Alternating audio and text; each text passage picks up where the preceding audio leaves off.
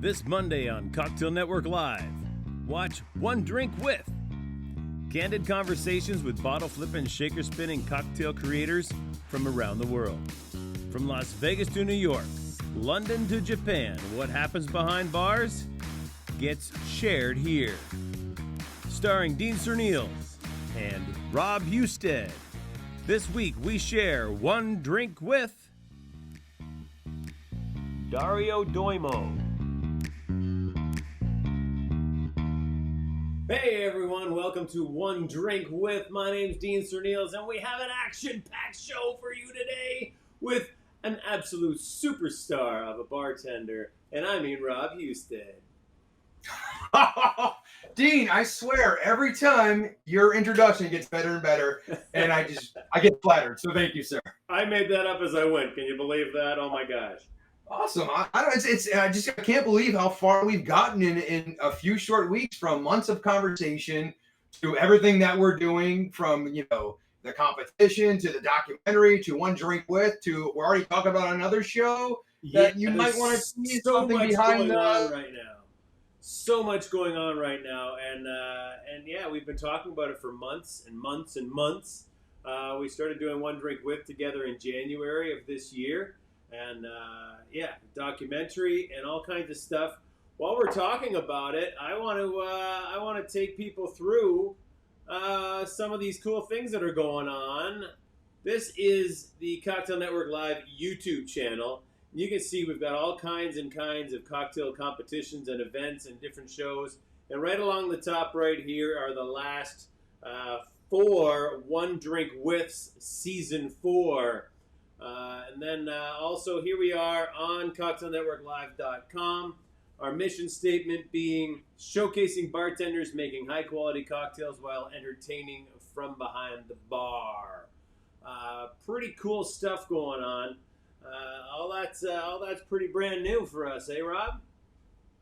Yeah, it's putting all this hard work in and giving opportunities and everything we're trying to do to help grow the community and give back to this wonderful industry that we've gotten so much from. Speaking of partners, with 2 of our other partners with the documentary Shaken and Stirred, Deborah Richards and Patrick Wirtz, and everyone's excited about it. But the same question that keeps coming up is, have you done a fundraiser? Have you done a crowd fundraiser? I'm like, no, I didn't think we had to, but that's a good question. Let's do it. They go, yeah, because it's great to show the interest.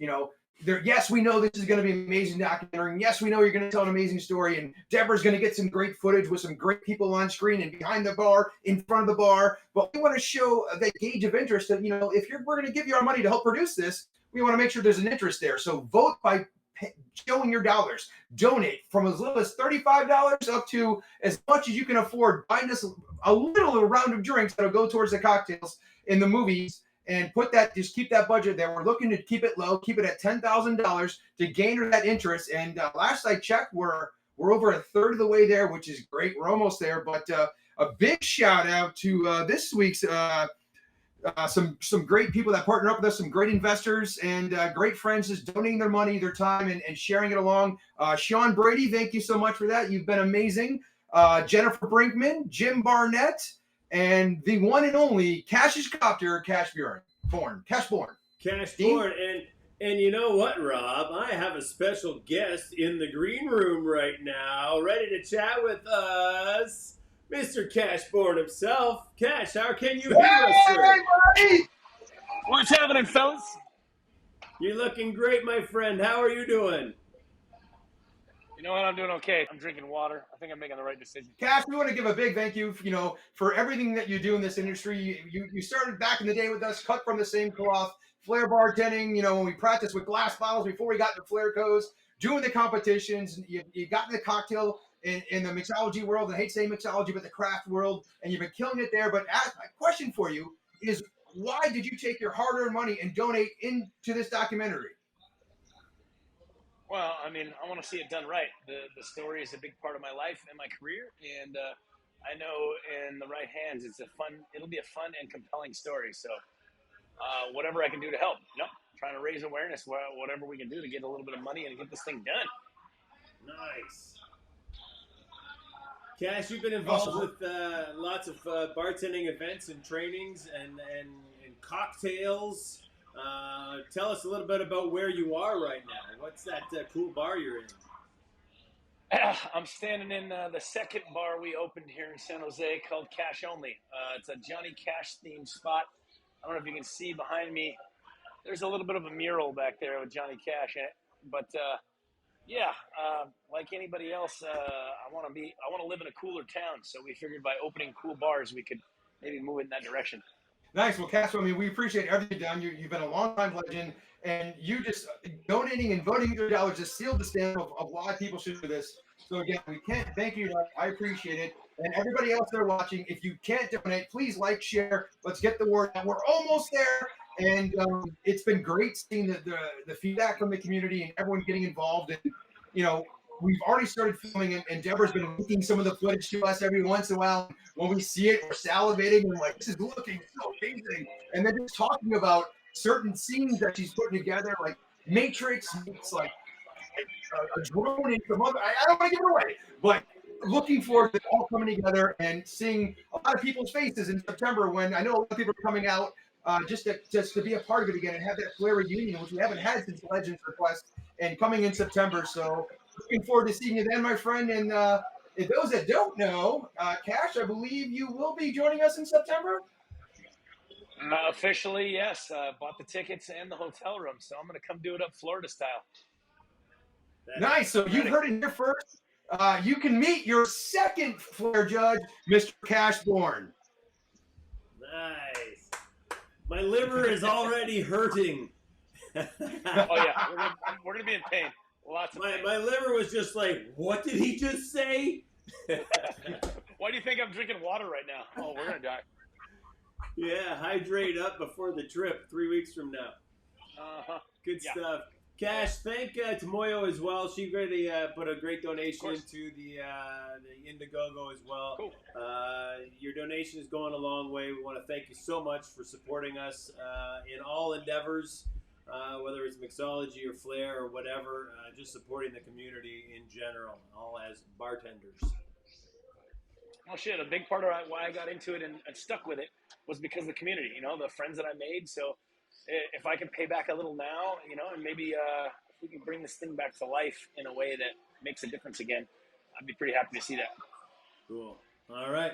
Well, we're doing it together. It's the three of us now. Yeah, let's go, you old bastards. Yeah. Oh, you had the gray hair. We're just missing Schultze for Team Old. Yeah. Oh yeah, that's the crusty old man finish. That would be the final garnish. All right, Cash, we're gonna let you get back to business over there in San Jose. Thanks for joining us, man. I love you lots. Thanks, Cash. See you in a couple weeks. All right, Cash Bourne, big contributor to Indiegogo. That's our Indiegogo page. We're raising some money to prove to the world that we have an audience of people that want to watch the Flair bartending, the story of Flair bartending unfold, the rise, fall, and resurgence of Flair. So looking forward to it, Rob. We're already off to a great start, and I'm super excited. I had lots of great conversations today with some other potential investors, and we're just rocking and rolling here. It's going to be fabulous. I'm excited too, and just the amount of verbal commitments and communications I got from competitors. This might be, we were talking about it earlier, from what I can remember, the most amount of females competing in a competition that I can remember in a long time. So hopefully we don't intimidate them, you know, but this is going to be great to see with everything going on, everything we're doing. So please get out there and register officially so I can, you know, put my mind at ease, and it helps me schedule things so much quicker when I have a rough idea of how many people are there, opposed to the verbal commitments. So that'd be great. But Dean, we've got so excited about everything we've been talking about, the Indiegogo, the cash and everything else. Like, we forgot to make a drink. So if we can get into it, I'm a little thirsty. Yeah, I'm ready to go. So I'm just going into this thing.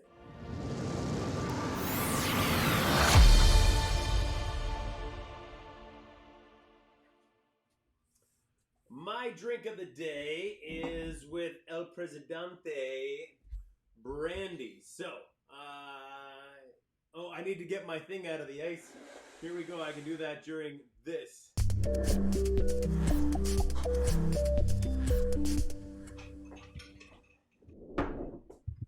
1 minute mixology includes running to the freezer and back today. Here we go. I've got some El Presidente, and I have a pour spout on this. We'll talk about that later.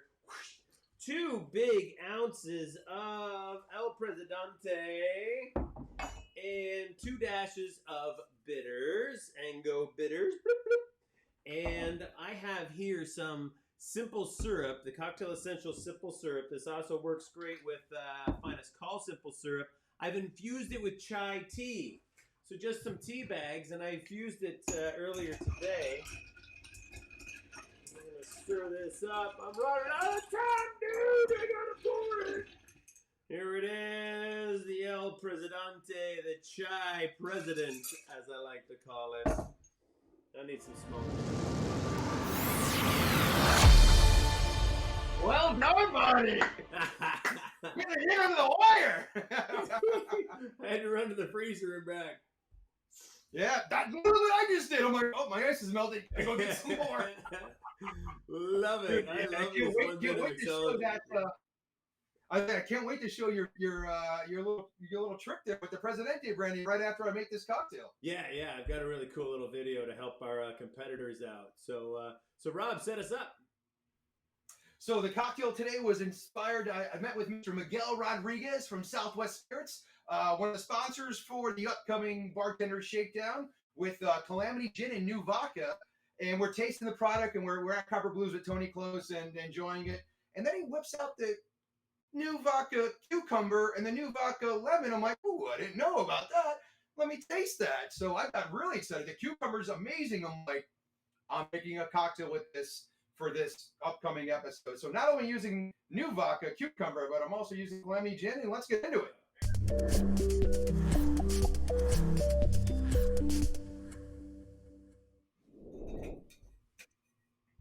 All right, so we're going to start off with 1 ounce of Calamity Gin.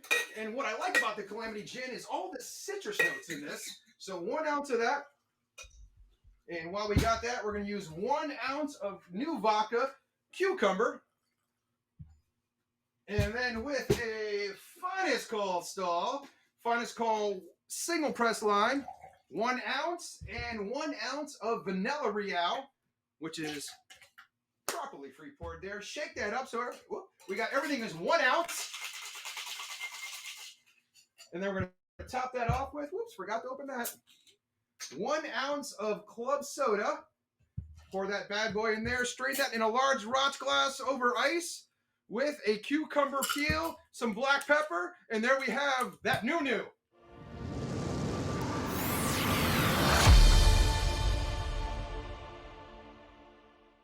Good job, man. That was right under the wire just as well.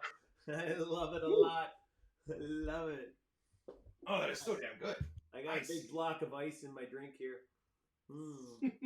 I can't. Hey, you know what? It's the beauty of live. We make it happen, and I'm happy with it. So, Rob, you alluded earlier to the top of this El Presidente bottle. Now, when you get the bottle and you take the lid off, it actually has a little piece of plastic inside to control the pour. It has its own pour spout inside. I see Rob's spot right over there.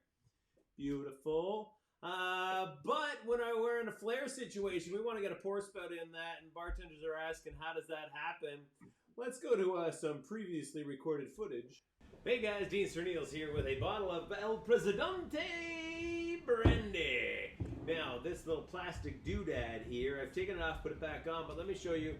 If you press really hard here, this actually peels up, and that's all I did. Super simple right now. When you get a first brand new bottle, you push it really, really hard, and that'll pop up, revealing this little doodad.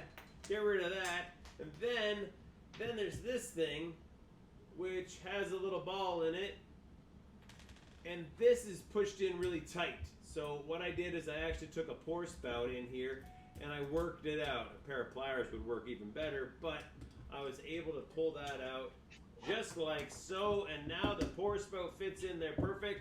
You might want to cut this metal away, but that's all you, baby.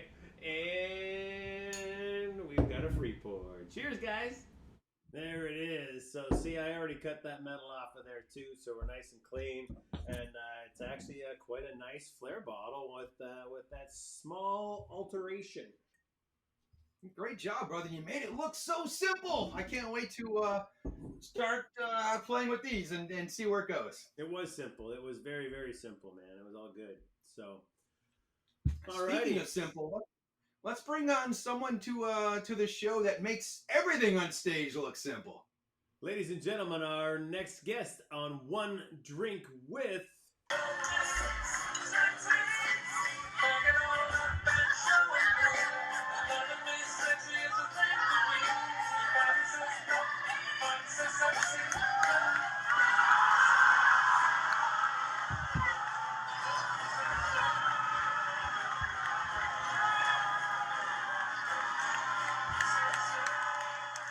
Dario Doimo in the house. How are you, sir? You couldn't find a clip that I was actually dressed normally? Dude, that clip, I swear to God, it was one of my favorite clips of you. And it got so much play on social media when it first came out, where I'm maybe dating myself a little bit, but like one of those, like, forget what they called it, like, you're so cool moments where they, like, you do something really cool, then they freeze it and put those glasses on you with the cigar coming out, and they did that. I'm like, you made it, Dario. The Thug Life videos, yeah. Oh, that's what it was, yes. Dude, but like, I'm assuming it was a mistake and you saved it, and it was an amazing save, but do you want to tell us what you were thinking about when that happened? Well, it can be a mistake, or maybe I actually practice it. I don't know. Nobody knows. No, it's all right. Here's the truth. The truth.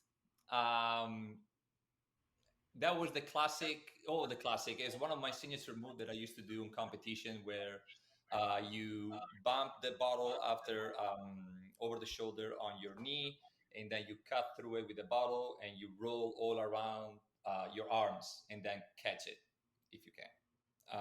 Unfortunately, when I start rolling the bottle on my arm, I noticed right away that the balance was off, and from that, pretty much it went behind my back, and at that point, I kind of tried to kick it to kind of get out of the way. I was pissed because that was like the move that I really wanted to close. And I tried to kick it, and I actually just kick it right on the perfect spot, and the bottle appeared over my shoulder, and I saw everything in slow-mo. For me, it was everything like I'm like, I literally saw it coming up, and I'm like, oh, hi there. And I'm like, what am I gonna? Should I try to bump? Should I try to? I'm like, don't fuck it up. Just close the move. It's good enough. It's amazing. Awesome. But yeah, no, that was good. The reaction was amazing. So yeah, amazing. And you brought up something that when I teach Flair classes, I bring it up as well. Is eventually, like, when you start flaring, and you said it perfectly, like, time slows down, kind of like the Matrix, or like in the Spider-Man movie when that he got tripped and the tray fell and he caught everything. Like, there's so many times I'll be doing something, like open up the medicine cabinet, something will fall, like you catch it like instantly.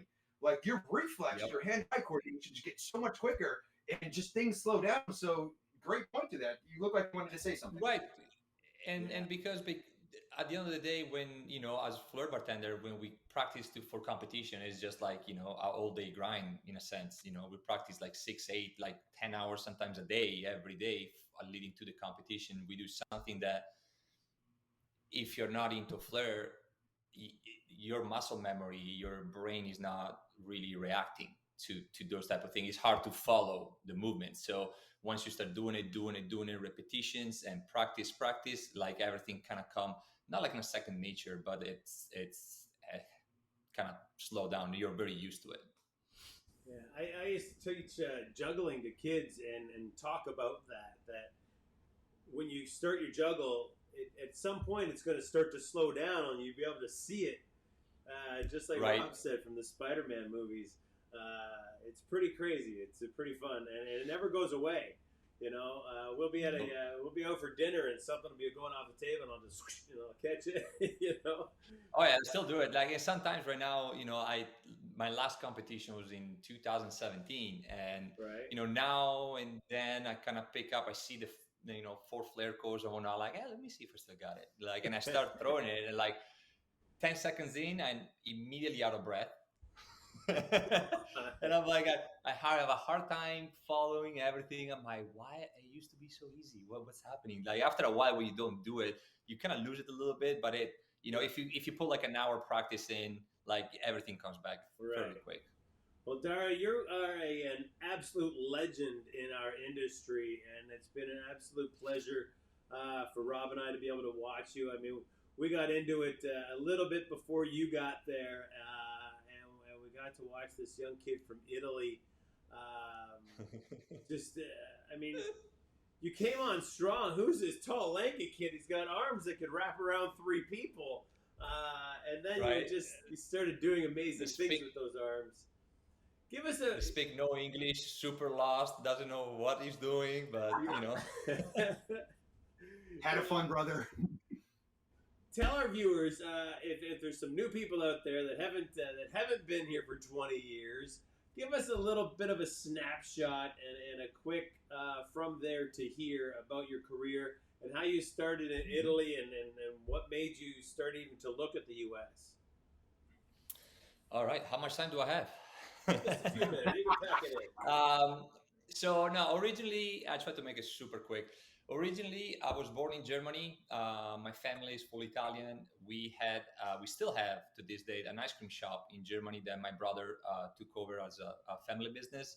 But I did all my schools in Italy. So pretty much on Easter vacation and summer vacation from school, I was always in Germany. So I was kind of splitting my time between Italy and Germany. And after that, on winter time, from October till end of February or so, the ice cream shop is closed because it's too cold. So when my dad was coming down, they were going around to see conventions for see new products, like for the new season, what's new, what's going on, trends. And then he stumbled on a booth that it was actually a bartending school. So he told my brother, like out of curiosity, just go do it. You have nothing to do till February, so why not? So, and famous last words. He went to do the class. Came home, and then he showed me a simple tin, a toss behind the back with a shaker, and I got hooked right away. I'm like, what was that? And then kind of slowly taught me about it. Mind, this is way before internet. Like, what year is this? In a sense, what year? There was internet, but it was not even close to the speeds that we have right now. That you can load videos or check everything. It took me 20 minutes to load up my emails. Some dial up, all that modem and whatnot. What year is this you're talking about that your brother went to the bartending school? I think it was, oh boy, I think 98, 99. Okay. Around that. So that was right near the beginning. That time. Oh yeah, very much so. Like I remember we were able to, so we signed up on the FBA, and we were able somehow. It took forever to load up the website and everything. All those videos, the little clip that it was on the FBA website, we were not able to load them up because they were too big for us. Like we couldn't. I was so mad. Wow. And I still remember we ordered our first. We were so happy. It took us about 2 months' time, and we ordered 10 Flair coes. Those Flair coes, like an original box of Flair coes at that point. Like 10 Flair coes cost us, I think we paid a little over 250 euros. It was 2001. The euro just came on board. It was crazy. It was like gold, but we were the only one to have it. Pretty much, except I think Fabio Milani had him. Obviously, Robin Weiss from Germany. I think he had him. Ian Bartos, those legends. They kind of like had him. I was still like super new at the beginning, and when I opened the box and I saw like, oh my god, life is complete. It was amazing. So cool. And that those of you that don't feel that right here, man, that means a lot to me. Hearing those stories, that was it was a game changer, especially like for the way I grew up. Like I was working on the ice cream shop all day, and then we don't have bottles, we don't have like anything. I didn't have like any nightclubs that I could. So you're not even bartending at this point. You're just scooping ice cream, and then you find some Flair bottles. Correct. And I was going down on the underground garage, public garages after we were closed, especially because it's almost like hotter in it. So you can practice like when it's February, March is still cold, or Right. September, October, which is still cold. We were practicing on those underground garage for like 3-4 hours. And it's, like we were hitting the ground. The cement was so hard that sometimes the bottle was bouncing back on your knees or Right. your face. It was amazing. I hit myself so many times, but it's learning progress. And then you literally went from there into competition then. From there, yes. So in 2003, I did the first I entered my first competition. That was February, I think, or end of January. With my brother, we flew from Italy to Bonn in Germany, and we did our competition. I think it was running by Robin Weiss at the time, and there was a lot of big name. Like I showed up with a plastic bag from the grocery store. I had 2 Flair coats and 2 shakers, and one was breaking, like a shaker, like pretty much all like cut up and a little bit smeared and whatnot. And then I walked into the room and I see Ian Bartos was on top of like a cube, like a dancer cube, because it was inside a nightclub doing 4 bottles for the cameras for the TV, because they were recording for the TV. And I'm like, I look at my brother, I'm like, what are we doing here? Who's that? What's going on? What's happening? Like, I didn't even know what I, it's I got the rules, but I didn't got the full rules as well. Like that was my first cup. I went there. I did my qualification. I didn't got the rules for the final. Like first thing first, I never thought of my very first competition I would have made final, but I managed.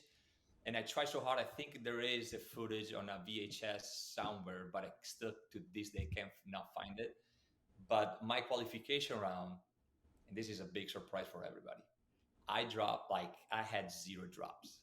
Oh my! Like no drops whatsoever. I made the final. I beat Marco Corniati, which at the time was pretty much the lead.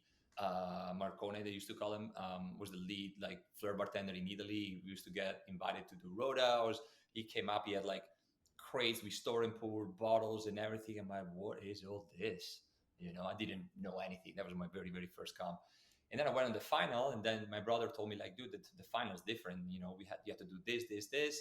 And I'm like, I don't know what to do, man. What should I do? And he's like, yeah, fuck it, go for it. Throw everything you got. I'm like, sweet.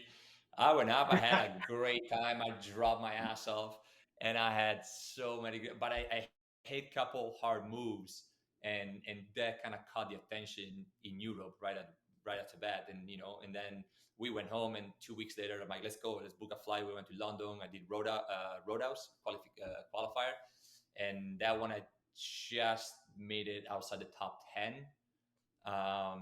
And after that, I went to do the European Cup in September, where I met Christian. And that one, I made the final, and I took 6th place. And then I kind of from there start, the journey, let's say. And then I came.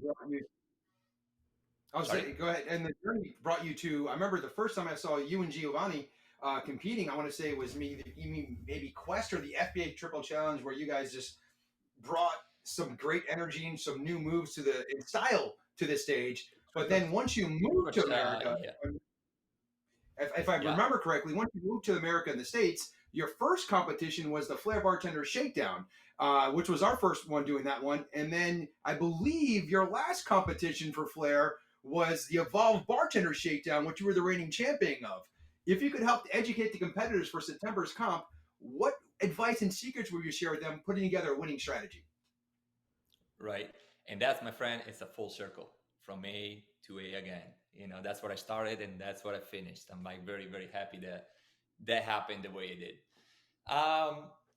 Strategies. There is not much strategies, to be honest. The very important things that 95% of competitors don't do is actually, and I'm not saying just read and understand the rules. It's where it's at. Rules gives you everything that you need to succeed. You don't read the rules, you don't break down the rules, you don't break down the points, if you don't break down what the deductions are, especially when in my last couple of years that we were over there, that is pretty much not a game of who's better. It's more like a game of who make less mistakes.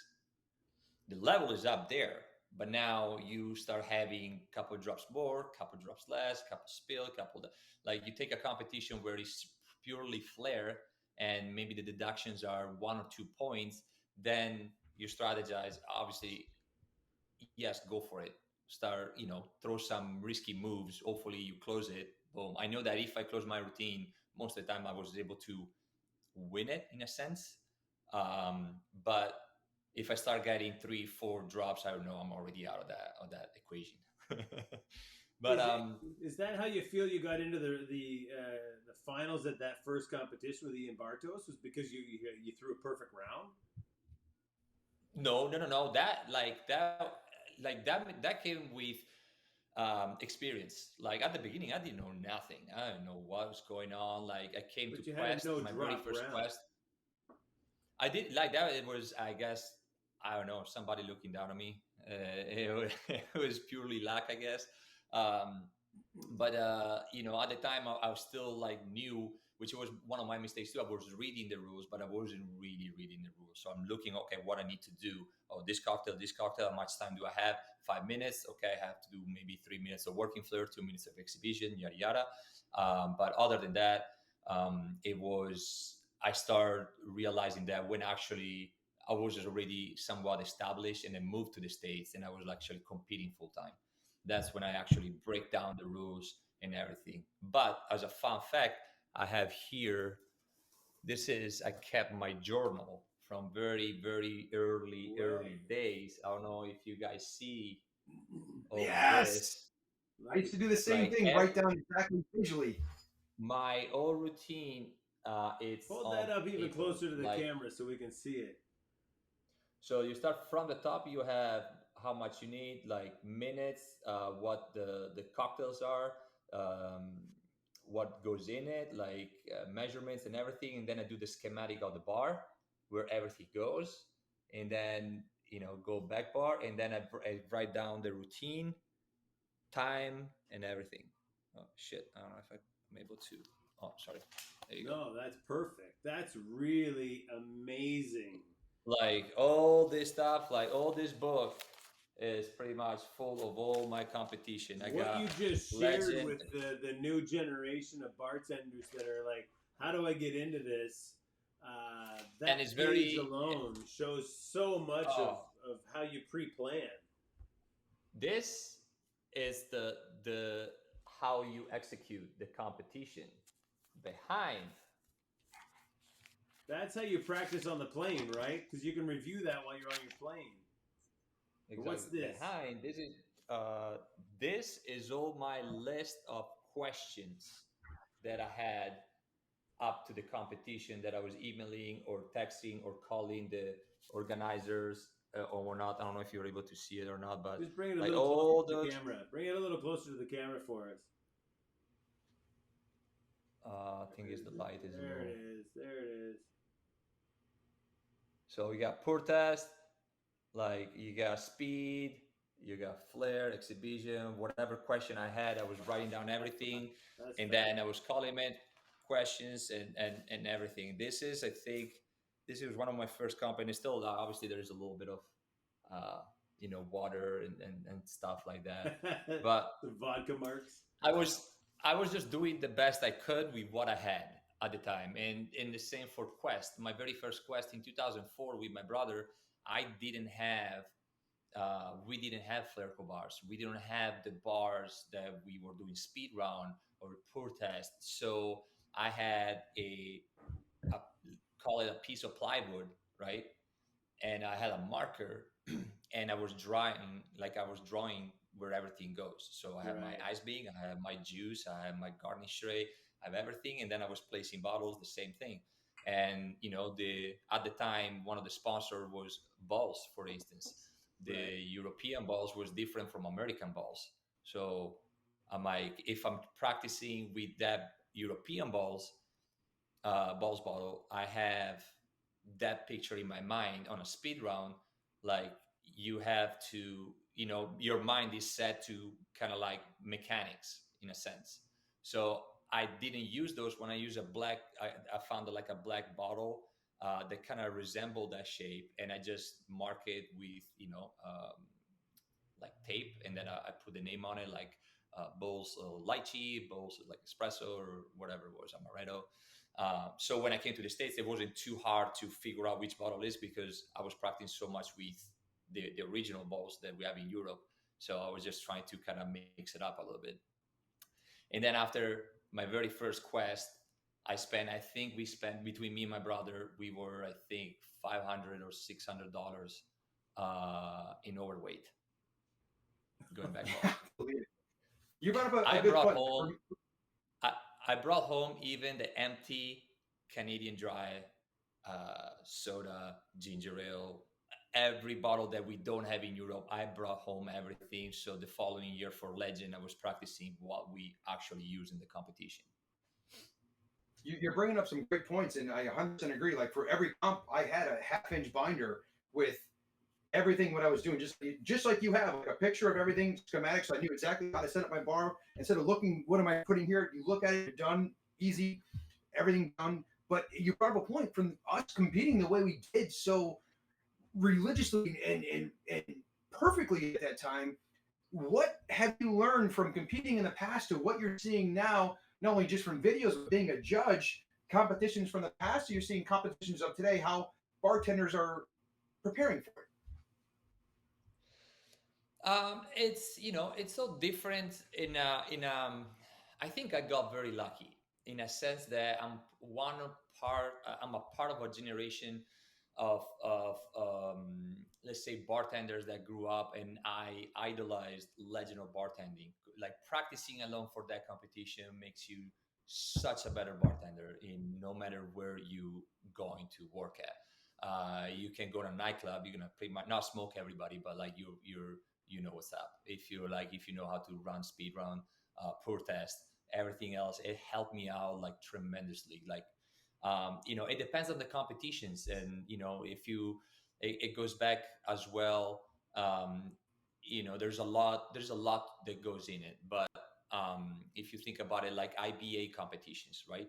That's where you get the most deductions on any other competition.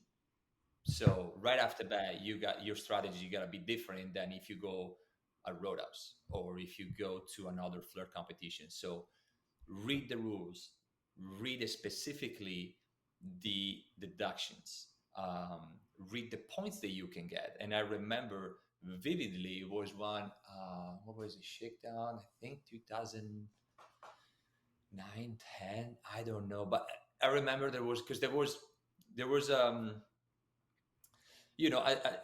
that way that it came up and we had the sponsors, but we had also the competitor choice bottles, right? And then some of the sponsors, they're not very flare-friendly bottles. So a lot of people, what are they going to do? 3, 2, 1, go, grab the shaker, grab the glass, whatever it is, grab the bottle, the sponsor bottle, put it back down, and then do, if it's 5 minutes, you do 4.5 minutes with competitor choice bottles, or, pretty much that's it. That's all we were doing. And I kind of saw that coming through it. And I remember that, Rob, you put a category on the rules, and it was, I think you called it sponsor appreciations or something like that. That it was, I think it was up to 20 points, that whatever used the most sponsor bottles, you get points for it, And the same thing, if you touch everything, touch everything that you flare while doing the drink, you get sponsored everything. And that kicked in. I'm like, okay, cool. Everybody are like, okay, cool. I need to pour this while making a good cocktail. So there is certain things that, when you do a cocktail, you want to be very accurate. And thank God, with all those years between Quest and Legend, I practiced a ton of pour tests. So I'm still pretty accurate. I miss here and there, but we're still on a good zone. But I was using the jigger maybe for my citrus, just to make sure that I don't overpower with citrus or under, to make sure that the cocktail that I was creating was coming up the way I prepared it. So the jigger start flirting with the jigger, the bar spoon start flirting with the bar spoon. I remember there was one year that you had Absolute as a sponsor, and I did three teams, two bottles with Absolute, and I was like, I go for it, see how it goes. Yeah. And a lot of people were not doing that. I think I did 3 and 4 bottles with Midori, and it was just like I was just like knocking it down and take a full advantage of what I can get. Like if you And the don't same read the thing with rules, so you just Taiku bottle. I remember you bumping it off your elbow. And at the time, the Taiku bottle had a little light button on the bottom, so it turned on and off every time you did that. And exactly like you said, Yep. you took advantage of the rules, you read the rules, and we had to implement that. You're right, because once competitors just like, cool, hey, everyone's sponsoring the competition. Oh, instead of putting the time in to say thank you to the sponsor and showcase them with that maybe a non-normal difficulty bottle to flair with, I'm just going to pour it off and juggle my competition bottle, choice bottle. And that was, the sponsors are like, they're hating that. They're killing that. Like, we're spending all this money. So you're right. We started changing the rules right. and really pushing away the competitor choice bottle for that reason. And there's very few comps that I do that allow the competitor choice bottle now. And if it is in there, it's very limited to like juice and maybe egg whites and aquafaba, and that's it purposely. So you showcase the sponsor. So great call And on also, that. and it's not, and it also, a quick note is not that it started a trend or anything, because I think it was already up. But definitely doing that, it helped out what to kind of bridge the gap a little bit between mixologists and flair bartending. So now they're going into craft flair, which for us it's working flair at the end of the day. You know what I mean? It's just another way to call it. But to me, craft bartending or functional bartending, there's new names, but bottom line is still working flair, guys. We're doing the same job. At the end of the day, we create an experience you say for our that, guests. but So. when we do a working flair round and we've got guys like you and Rodrigo, and they're taking full bottles and they're doing absolutely ridiculous sequences with full bottles, is that working flair? That's where I get into it. I mean, Is it yes and stuff no. that you could do while you're working? There's a good gray area over there too, but I feel like as well, when you work behind the bar, I don't like, and this is one of the things that you notice as well, especially when I was in Vegas, behind the bar, you can at the beginning, and I kind of notice it right away, but I'm like, you can throw the crazies, the crazy moves, but the normal guest that you have at the bar, the everyday guest that sits at your bar, is not used to that. Their eyes, they can't follow what you're doing. It's like, oh, cool thing, bro. What would you do? I couldn't see stopped anything you do. judging competitions because I couldn't follow what the bartenders were doing anymore. And then you see a bartender that you do the toothpick with the cherry behind the back, and you stab the cherry with a toothpick. Crowd goes wild. Right. Now you're gonna think, I'm like, okay, behind the bar there is working flair and working flair. There is two type of working flairs. Now we have the working flair for behind the bar and the competition working flair. Two different things. When I was behind the bar, obviously when in Vegas we have a lot of, when you have competition, people come in town, you have the group that flair bartenders come at the bar, then obviously you gotta go off, you gotta show a little bit more. But they're there to see you entertain them. So that's just you entertaining the people that are at your bar, reading your guests, right? Right, correct. You gotta always read the crowd. Number one rule behind the bar. So the whole working flair thing versus craft flair versus this kind of flair and that kind of flair. You are one of a few bartenders, flair bartenders, that got deep into mixology, and you went all the way in. Tell us about your experience of going from being a legendary flair bartender to now being a classic mixologist, and the training and how that transfer of knowledge happened for you. I went from a flair bar into like in the casino floor in Vegas to a high-end lounge with 31 different type of crystal glassware, and wearing a tuxedo like in like 2 months, and that was something. It's it was an adjustment, and it takes a lot. And at the end of the day, I think my chapter, it was at the end of my competitions career. So, when I came in the States, I was young, I was 23, and I'm like, I'm gonna flare forever, yada yada, like everybody else, right? And then you start getting to a point that I was in the garage and I was practicing, and I was not motivated, and you start, not second guessing, but think about it, like what's going on. It used to come easy. I used to spend a lot of time, and then you start thinking about, okay, what's the next chapter Right. when this is done? And I went back and forth a couple of years, to be honest. Um, and then I end up doing some classes. I went to the Academy of Fine Spirits and Service at the Sutter and Glazer Wine and Spirits in Las Vegas, led by Francesco Lafranconi, and it was literally his. It kind of everything lined up in a weird way, because it was his last class that he taught after almost 19 years Wow. doing that. And then he was going on his own, opening pretty much his own bar in partnership with Station Casinos at Palms. And then that's when he actually offered me, it's like, hey, we're opening a new lounge. Would you like to interview for it? And then we kind of sit down, we talked about it. And then he got me the opportunities to join the team. And it was an amazing experience. Unfortunately, it was short-lived, because we were open for about a year, a year and 3 months, I think. And then we had to shut down for COVID, and the casino never reopened until they sold it to another company, the whole casino. But something that helped me out for me, it was the attention to detail. Like, I transfer the attention to detail that I have for Flair, and that goes to reading the rules, dissecting the rules, and prep my game. And as Dean mentioned earlier, put everything on paper. And I was doing my flights, 5 hour, 10 hour, 8 hours, 12 hours, whatever flight it was. I had my headphones with my CD player. Yeah, that's how back it goes. CD player, and it was just in repeat.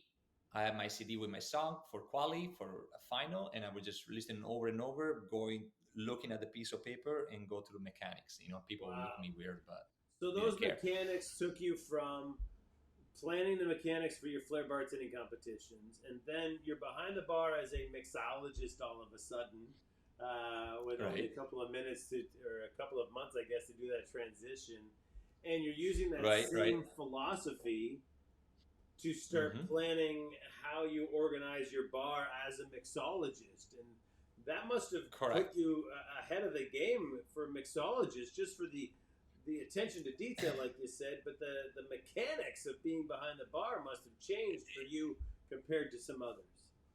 And I really don't want to be repetitive, but I think a big part is from, training for legends too, and a lot of people that went through the same regimen that I think the 30-40% of people that was doing legend was doing, like getting up and grinding all day. And then, I jump behind the bar.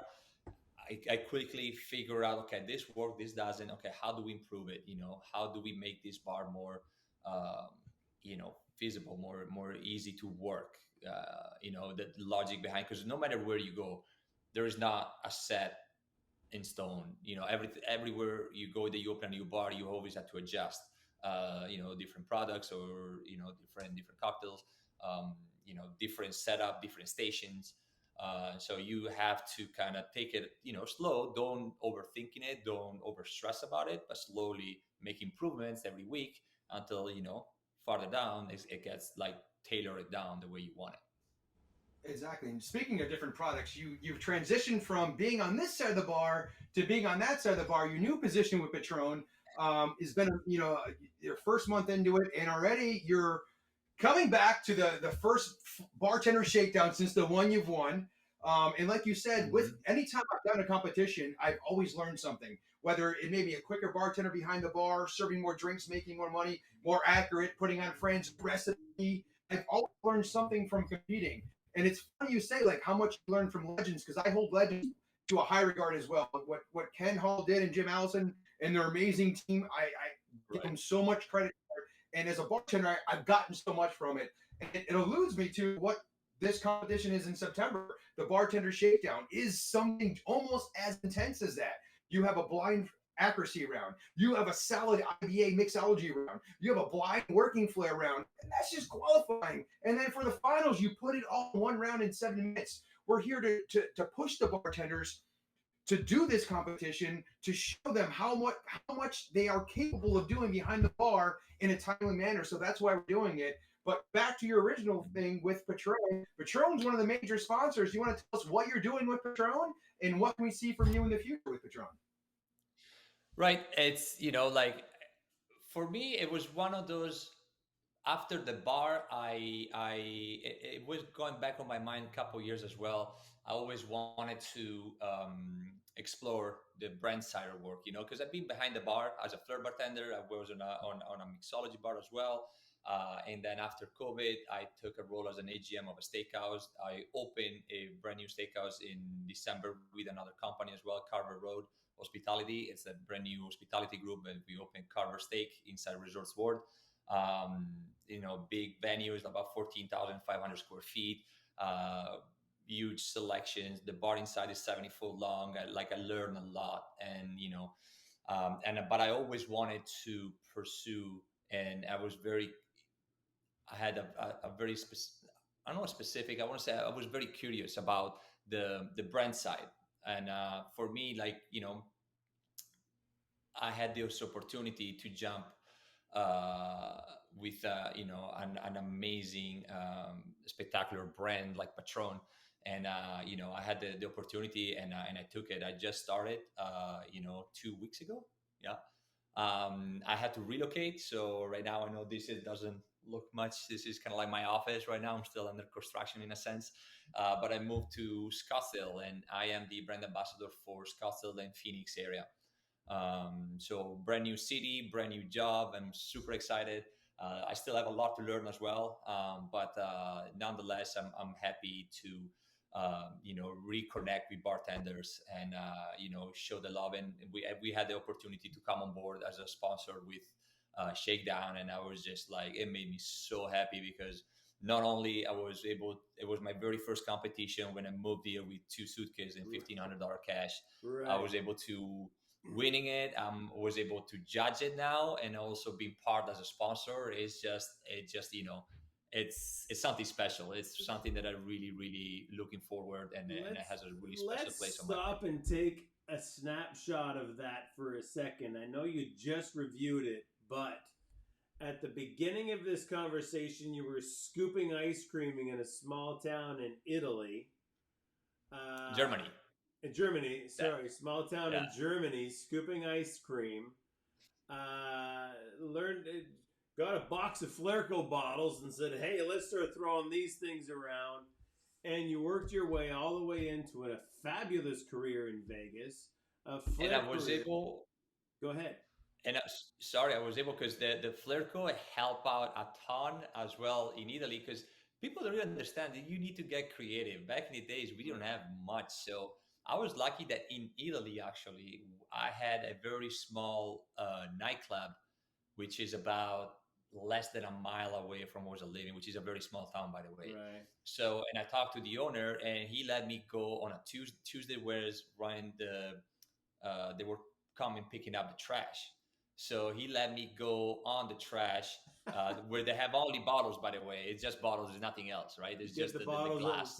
Just for practicing. So I was going there with, my crates that, that I had at home, and just load them up with all the bottles that I couldn't find that will fit into a shaker. Go home, obviously wash them, everything, and everything. That's some classic dumpster diving. Yep. And then that's how I started. And then we were, throwing, and as soon as I throw it, I was breaking it. So I'm like, God damn it! But at least every Tuesday I was able to kind of restock in a sense. I could have found or not. And at the beginning as well, because I didn't have any mats, I used clear tape, and I was taping most of the body except like 1.5 inches, maybe 2 inches from the bottom, so it doesn't get stuck on the shaker. Right. So when you break it, it doesn't make too much of a mess. It's easy to clean up. Yeah. We did that for many years before the Flairco bottle. So I just wanted to celebrate your career of going from scooping ice cream to an amazing career in Vegas, a Flair bartending career that has literally taken you around the world, right? And in how many different countries, and now you're representing one of the finest tequila brands of the land, Patron, in a super big boy job now, huh? How's cool? Super big boy job now. I gotta do, expense reports. I gotta be on time with emails. Right. And, Yeah. There's no showing up. You got to be there for the bell at the beginning of the day for sure. As I said earlier, a lot to learn. So excited, and I don't want to say I'm proud of you in a condescending way. I'm really proud that you have been able to take Flair Bartending and your love of flipping things and have that evolve you into this really professional executive level career, still doing what you love, still working with all the people that you love. I just think it's fantastic. It's not even a question, right? It's just a statement. I'm extremely proud of the industry to be able to provide that, Right. No, it's good. It's, we're very lucky that we do pretty much, one of the, in my opinion, best job ever created. It's humbling at the same time, that this big corporate, this big brand, it's trusting me to, bring education awareness on the brand, and be able to connect with people, with bartenders, in a sense, give back to the community. So I'm very, very, very happy. And with as much as we've all gotten out of this industry and how we're all giving back now as we rise to different levels between bar manager, ambassador, supplier, trainer, with the anticipated success of Shaken and Stirred the movie, the documentary on Flair, what do you think it can possibly do to help the industry? I think, there's no question about it. I think the documentary is, I'm really looking forward to. I think it's going to be spectacular. Deborah, she's putting so much work in it. And the good thing about it is, like, she's directing and being a Flair bartender, because she was a Flair bartender. So she gets the point. So she knows, like, the stories and everything. So I think it's going to be a very good, and I hope that, in a sense, that documentary, I must be balling right now, but hopefully it's going to make it to the right set of eyes where, maybe not. We're going to get another, cocktail too. Who knows? We got Top Gun too, Tom, if you're watching, let's do it. Cocktail too. I was actually had a great conversation with Scott Young today. He and I were chit-chatting about a bunch of different things. What's really wonderful about this documentary is it's making us reach out to all these great friends that we've had in the industry for the last 20 years. And we talked about Cocktail in 1988. And then in the early 2000s, there was Scott Young's videos and the Flairco videos that I did. Chuck Rom had a video. And even John Bandy had a video. And those were like the early 2000s, what got the next generation in. And then the Food Network did a bunch of stuff that got Mike Guzman and a few other guys in the 2008, 2009. We're ready. This is the next generation's version of Cocktail to just give it a good boost. And I think we'll reach more people than Cocktail did because of today's social media networks. Absolutely. Like, social media, it's off the chain. It's an amazing tool that we have to, in a sense, be creators at the end of the day. Create and showcase your life if that's what you want to do, or your skills, or whatever you feel like. All right, here we are. We've got a big comp coming up. You're going to be a big part of it for us. Rob, have you got any questions for Dario as he goes back to his this comp that's so important? The only thing I can say is you've mastered this competition. You probably competed in it and won it more times than most, without going back and looking at the stats. but the new added element to this being the Flair Freestyle, which you're judging as well. What are your thoughts looking into that with bartenders battling it out like a b-boy style, 15 seconds, 15 seconds, 30 seconds, 30 seconds, 30 seconds, 30 seconds, using Flair and tins? Whoever brings the most flair and swag moves on. What are your thoughts of that? It's a great format, it's very entertaining, especially nowadays, because if you really look at it, even, and it goes back on videos, like you look at TikTok, you look, or YouTube or Instagram, like you need to grab the attention right away. If not, you're going to lose the audience. So the fact that you have 15 seconds for one side, 15 seconds for the other side, it keeps the viewers and everybody like that they're just going to attend. I think is going to be very, very entertaining. I was able to, in the past, I did take part to a competition in Seattle where it was a situation like that. I think it was 30 seconds each, 30 seconds each, something like that. And there was 3 judges, kind of like on the ring type of thing, pull out the name, 2 out of, either all 3 or 2 out of 1. Whoever's going to win is going to move over to the next round. But it was very good. And it takes a lot of, as well as a competitor, it's fun because it's very straightforward. You just go up, show what you got, and that's it. If it goes well, you closing it, perfect, you move on. If not, sorry, man, next time. But I love that idea of just putting the names up. Everybody writes down the name ahead of time so you don't get caught kind of thinking about, because I'm nervous too, because I'm judging that round with you, the Flair Freestyle round, and I'm nervous of having 2 judges go, I'll take bartender A and I'll take bartender B. Dean, what do you think? And then I have to choose between bartender A or B. I love your idea. Everybody writes it down ahead of time so we can't change our mind. Correct. It's just like you just see what you like the most, or how they're executing. Obviously there's going to be parameters for it. But after that, I think is like those competition they're more easy than the actual competition itself because there's more moving pieces. Now you don't deal with spills, drops. You don't deal with missing ingredient or wrong ingredient or stuff like that. So nothing. It's just pure. There's not a bar, there's not a drink, there's nothing. No, it's just pure Flair bliss, and that's it. Have fun. Yeah, we wanted to show some of the big stuff. So, Dario, we forgot to ask you what you're drinking tonight on One Drink with Dario Doimo. Well, I am drinking right here. Oh, where is it? Boom. Right here, I'm drinking a little bit of, not much, because it is Friday night, and I kind of want to start it, on a nice way in a sense. So I'm having a little bit of Patron Añejo. What you guys have drinking tonight? A little bit about Patron Añejo, would you? Patron Añejo, it's one of our SKUs. See, I'm learning new terms every day right now. It's one of our expressions that it's aged for about 12 to 15 months.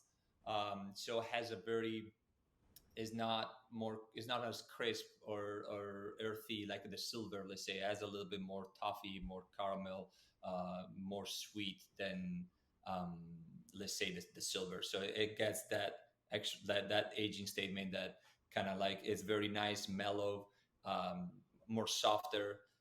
And it goes down pretty damn well right now. That's fantastic. Well, cheers to you, sir. Rob, if you got a cheers for us, can we all get in here for a cheers somehow? There it is. To Flair friends and spanking rear ends. Cheers. Boom. Cheers. Cheers. Dario, thank you very much for joining us. It's an absolute pleasure to have you with us today. I am so excited about your career and how you've grown. Thank you. Looking forward to seeing you in a couple of weeks at the Shakedown. Oh yeah, can't wait, guys! It's gonna be amazing. Good to be back in Florida. As being I wanted to come for a while now, so I'm getting my Florida fix. But more important, the competition, the filming for the documentary, very important. And looking forward to see a lot of old friends, making some new ones, and more than anything, have some fun. Great. Thank you very much, and thank you for to Patron Tequila Thanks, for taking you on board. Thank you, sir. Rob? Thank you very Dario, much, thank you guys. again. Thank you for all of you done, and continue to do, my friend. Thank you. Thank you, guys. Everybody, if you want to get involved in the bartending competition and be part of the documentary that Dario was just talking about, all you have to do is show up. Show up to the Bartender Shakedown in West Palm Beach in the third week of September. Rob, you want to give us a few more details? Yeah, tickets just went on sale last Monday during Oleo's segment. And we already have, people asking, what's the best seats? How do I get there? Because they know the closer you are to the stage, the better chance you might show up on camera for all those crowd shots. 100%. So there's 3 different levels of tickets. The first one is free. It's free to get in. Come on in, but those seats are in the back. If you want to pay just $10 to get right up front, real up in there and close, personal, and get that great view, that's the way to go. But if you got a group of people, get a table. The table's only $50 and still right up there, right up front with a better view and a server, and that's the way to go. But there's so many ways to go. Or the last and my favorite way to be part of it is compete. Aha, get on stage, dang it. If you're a Flair bartender out there, grab yourself a ticket and get your butt down to the Improv in West Palm Beach, and just be there to hang out with all the bartenders for a great weekend. It's a weekend that you will never forget. If you're not already into Flair, you will never turn back and go, wow, what a waste of a weekend. You will be immersed into a whole new world that you had no idea even existed. So, Rob, that is going to take us into this week's Final Sip. My thoughts on today's episode, the best thing that I took away from it was the more you compete, the more you learn. Okay. Elaborate on that for me. Oh, all right. Like I said earlier, every competition I've done, I've learned something, whether it be a new move, a new recipe, a new way of thinking, a new process, or a new friend. Dario was able to take that competing to his mixology career. That's kind of what I'm getting from you on that. Yeah, it's come literally full circle and then some, from one of his first competitions in the States, this competition, this event, to winning it last time, to now judging it as a sponsor. It's great what you can get out of this industry. The more you put in is the more you get out. Right. My final sip is the doing part. Talking about things and thinking about things, and I want to try this, I want to try that. Nothing beats the doing of ordering a case of plastic bottles, the Flair bottles. The guy's scooping ice cream and decides to order some Flair bottles in, and takes that at the time to this incredible career that travels around the world, working in Vegas and now with Patron Tequila. I think it's all about choosing to do, and he dove in and said, I want to go with this and I want to make this my thing, and has built an incredible career out of it. Like you can do with anything, and he just chose to do that with bottle flipping. That's what I took out of this. That's my final sip, my last drink of episode 4, season 4, episode 4 of One Drink With. Rob? Dean, looking forward to seeing you next Monday, where I'll be in New York for the USPG National Leader Conference. So I don't know what my background's going to be, but I'll have the camera rolling. You're going to call in from a hotel in New York. No, it's not a hotel. It is a cabin, and it's going to be interesting because there's booze and education involved. All right. You guys, you bartending guys, oh yeah, we're going to have an educational thing, but there's 5 cases of alcohol with us. It's education. I love it. I've been living it for 30 years myself. All right.